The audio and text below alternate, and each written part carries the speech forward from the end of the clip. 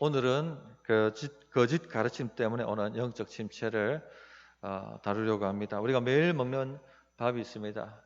아내가 또 엄마가 정성스럽게 마음을 담아서 요리하는 음식입니다. 이런 매일 이 어머니나 또 아내가 차려주는 밥을 먹으면 몸이 건강하게 됩니다.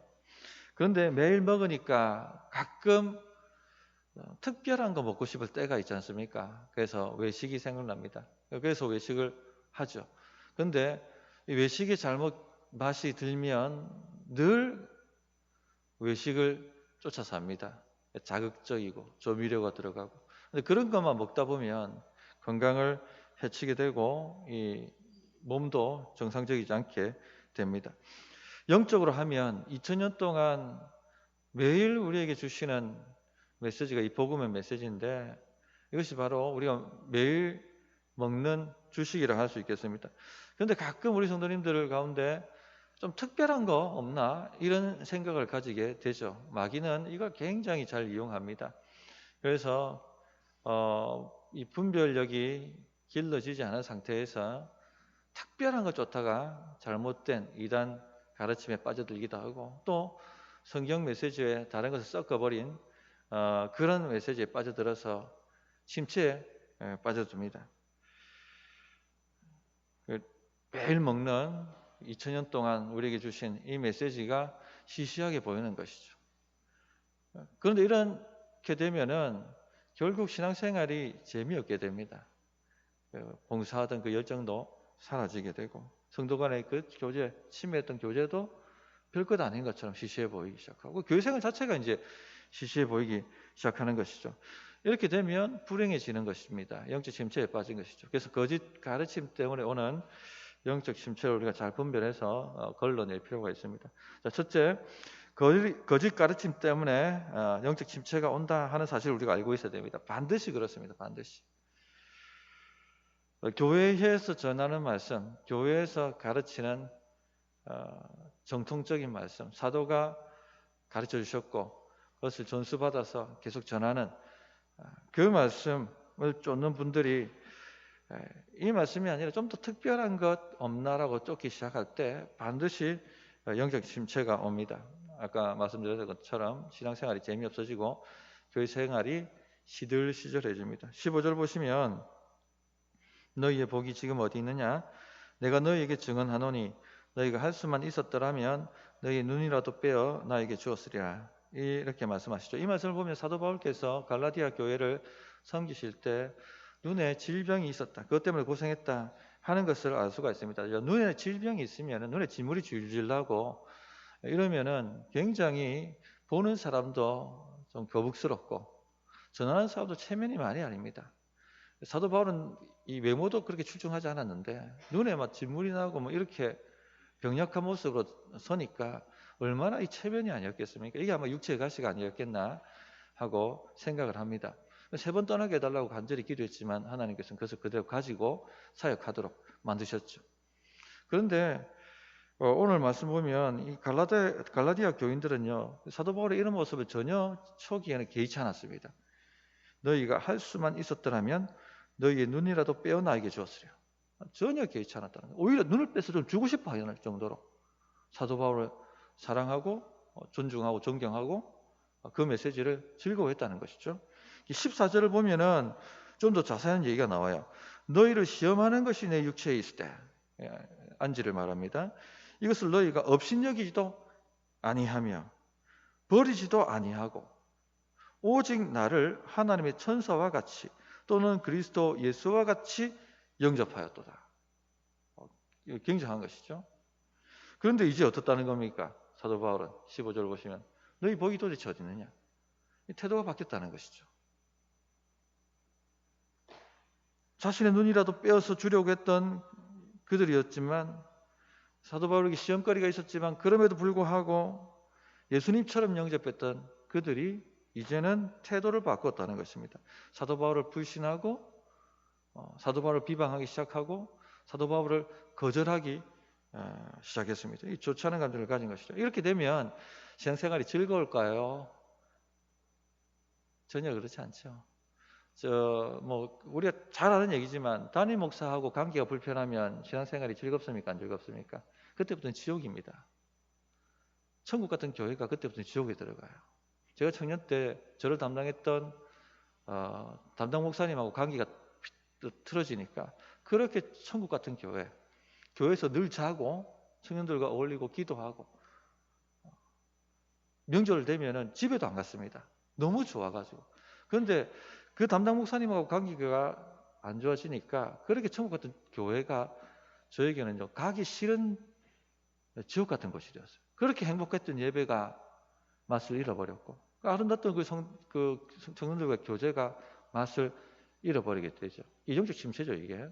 근데 담임 목사나 혹은 담당 목사하고 관계가 이 정도 돼도 이 정도인데 사도하고 관계가 어긋났다고 생각해 보십시오. 이건 완전히 끝장난 것입니다. 우리 성도님들이 항상 지키셔야 될 게 무엇보다도 저하고 관계를 끝까지 지키셔야 되는 겁니다. 이것은 저를 위한 게 아니라 여러분의 영혼을 위한 것입니다. 여러분의 가정을 위한 것입니다. 여기서 무너지면 그냥 끝난 것이에요. 우리 지난 주일 오후 소그룹 모임 예배할 때도 잠깐 나눴습니다만 담임 목사와 관계가 끊어져 버리게 되면 가정도 파괴되어 버립니다. 집에 가서 뭐 하겠습니까? 속에 있던 모든 더러운 구중물들을 막 다 토해낼 거예요. 그 누가 다 받아 먹습니까? 자녀들이 다 받아 먹어버려요. 그래 신앙 다 까먹는 거예요. 자, 그거는 그렇고. 근데 왜 이렇게 됐을까요? 왜 이렇게 그들이 침체에 빠졌을까요? 사도 바울하고 그렇게 좋았던 관계. 눈이라도 빼어주고 싶었고 사도 바울 천사와 같이 여겼고 예수님 영접하는 것처럼 영접했는데 얼마나 행복했겠습니까? 그런 신앙생활 하는 게. 그 말씀을 받는 것이 얼마나 기뻤고 그 예배에 참석하는 것이 얼마나 행복했을 것입니까? 그런데 어쩌다 이래 된 것입니까? 무엇이 문제입니까? 거짓 가르침 때문에. 거짓 가르침 때문에.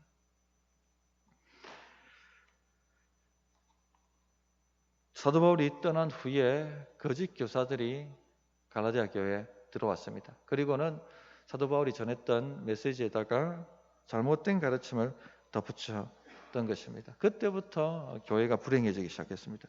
이 거짓 가르침은 두 가지 부류로 온다고 말씀드릴 수 있겠습니다. 노골적으로 이단 사설을 가르치는 것, 성경과 다른 교리를 말하는 것입니다.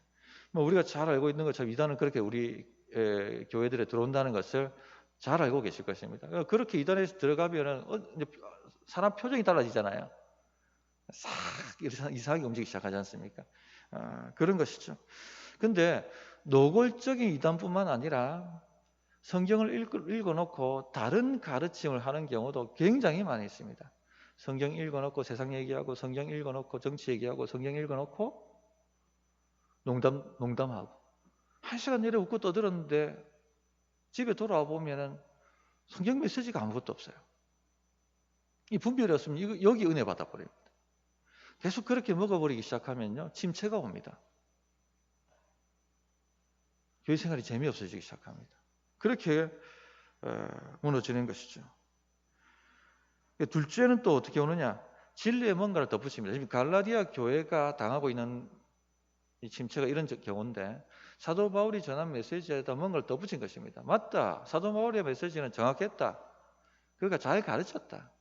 예수님 믿어야 구원받는다. 그런데 사도 바울이 잘 가르쳤는데 한 가지 빼먹은 것이 있다. 그 빼먹은 것이 뭡니까? 할례를 받아야 된다.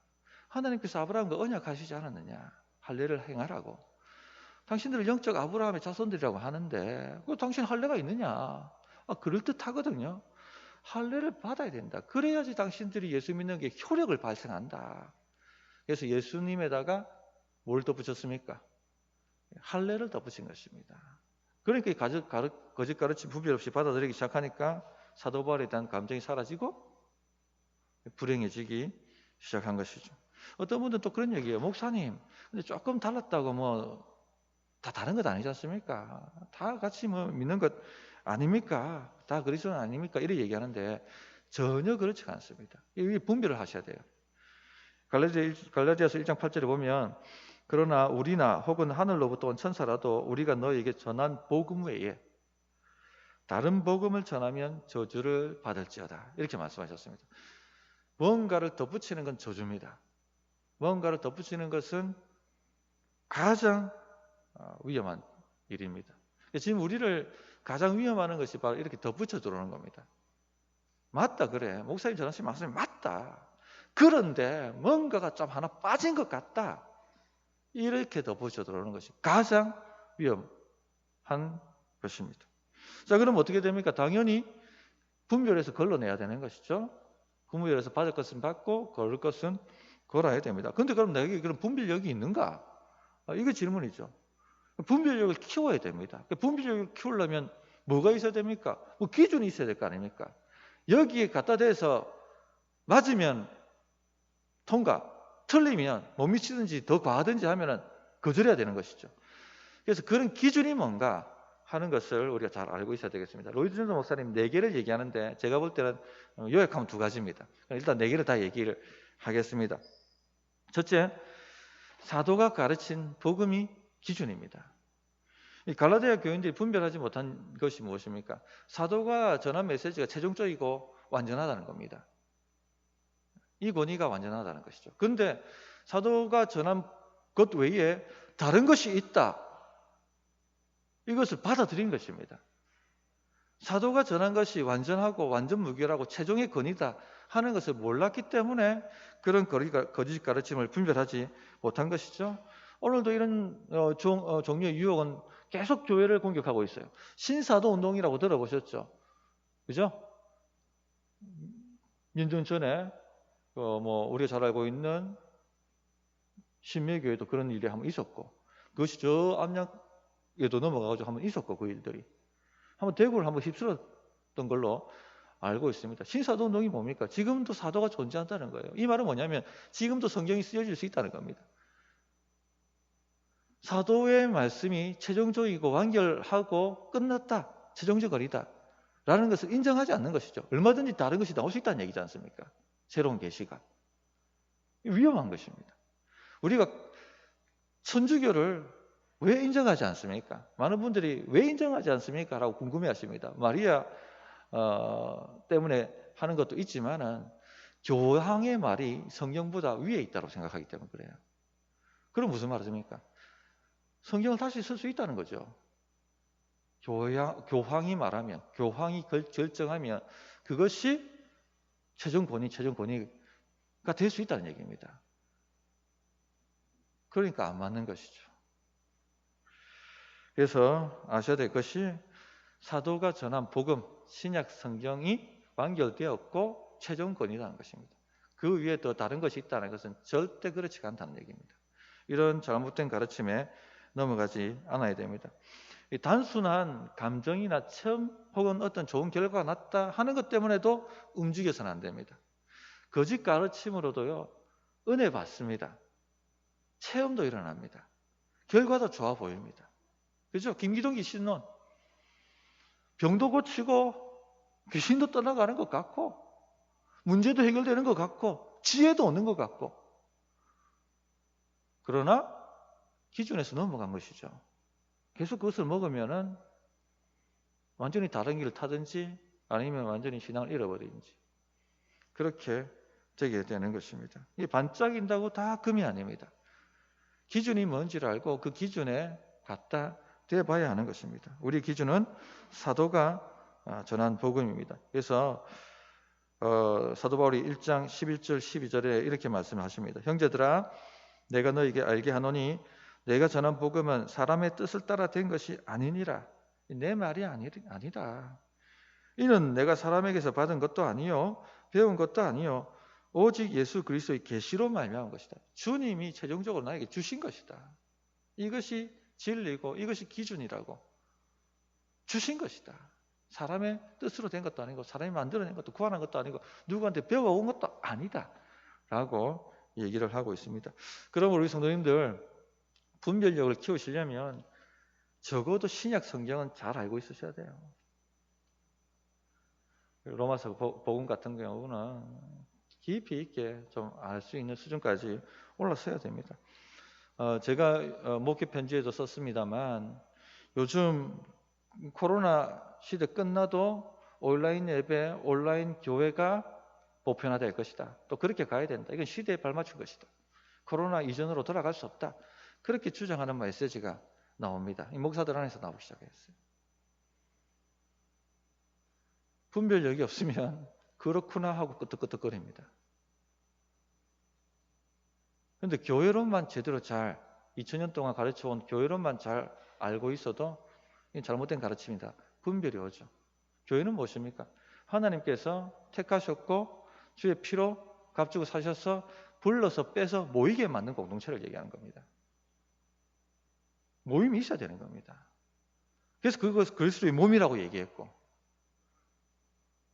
그런데 이 그리스도의 모임을 부인하고 그리스도의 몸을 부인하는데 어떻게 이 가르침이 정상적 가르침이 될 수가 있겠습니까? 될 수가 없는 것이죠. 그래서 주님께서 종말이 가까움을 볼수록 어떤 사람들이 모이기를 피하라고 말하는 그런 가르침 쫓지 말고 너희는 모이기를 피하지 말고 모이라고 얘기를 하셨지 않습니까? 종말이 가면 갈수록 이런 현상이 더 깊어질 거예요. 그러므로 우리 성도님들 분별을 잘 가지십시오. 오늘 이렇게 우리가 어려운 가운데 모였습니다. 하나님의 영광을 받으시겠습니까? 안 받으시겠습니까? 받으시는 거예요. 받으시는 거예요. 그러므로 신약 성경만 좀 제대로 우리가 잘 파악하고 있고 또 2000년 동안 가르쳐온 교리, 복음적 교리가 무엇인지만 잘 알고 있다면 분별해낼 수가 있습니다. 그런데 중요한 것 잘 모른다는 게 문제죠.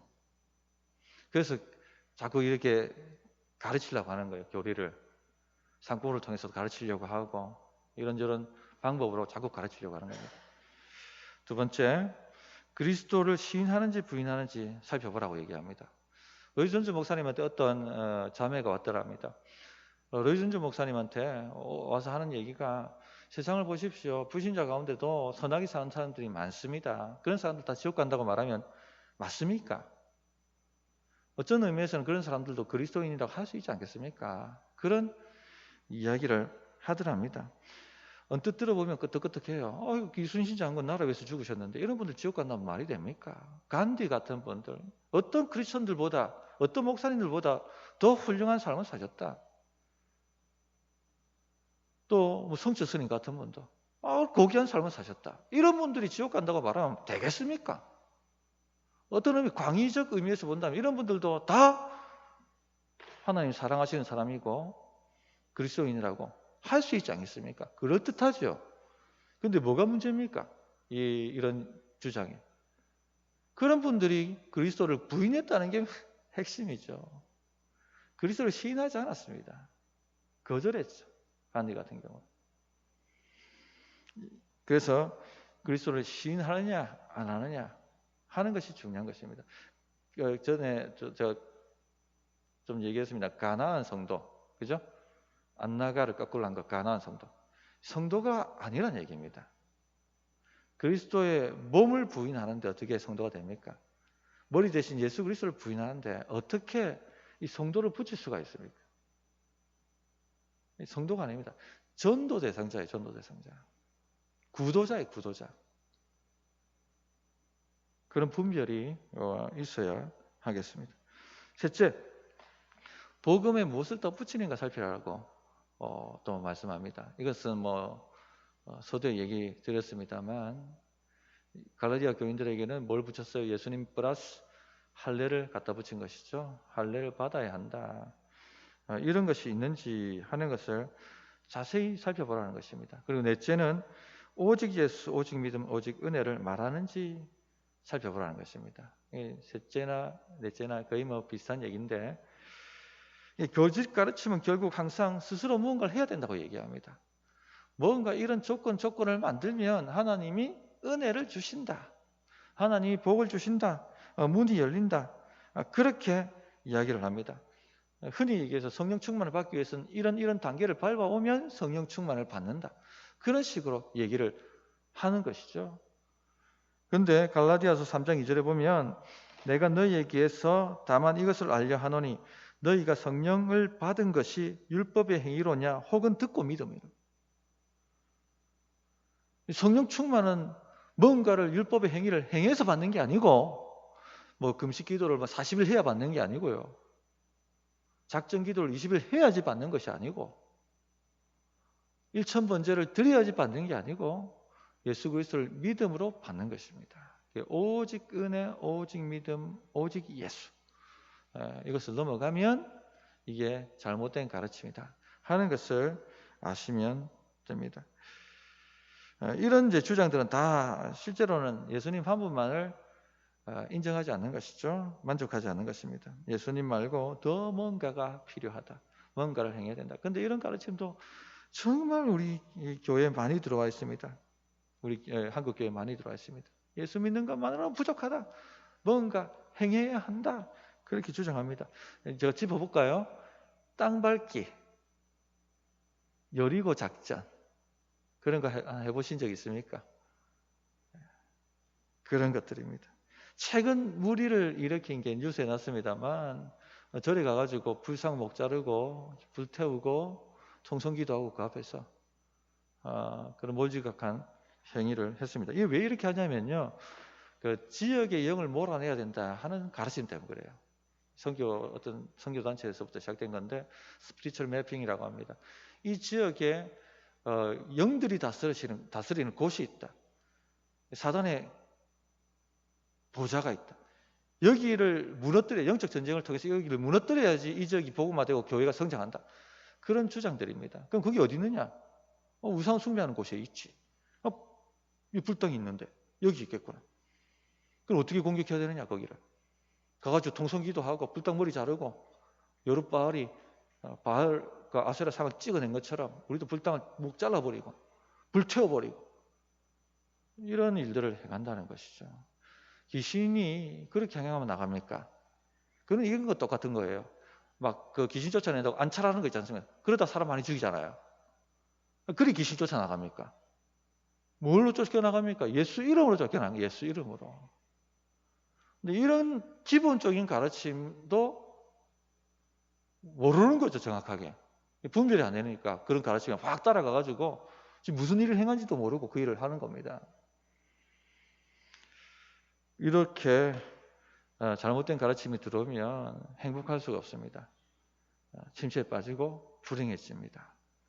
그러므로 우리 성도님들은 표준을 잘 아셔서 잘 분별하셔야 되겠습니다. 간단하게 결론 내리면은 교회가 가르치는 메시지에 집중하십시오. 특별한 외부 메시지에 맞들이지 마십시오. 불행해지기 시작합니다. 만약에 교회가 정통적 교리를 전하지 않고 자꾸 다른 걸 전한다면 여러분이 하실 수 있는 일은 교회를 떠나는 거예요. 건전한 교리가 있는 교회로. 그러나 본 교회가 건전한 교리를 가르치고 성경을 잘 풀어 말씀을 체계화시키고 있다 하면은 거기에 천착하십시오. 그것이 행복해지는 길입니다. 그것이 분별을 역을 기르는 길입니다. 그런 지혜로운 우리 성도님들 다 되실 줄 믿습니다. 네, 찬양하겠습니다.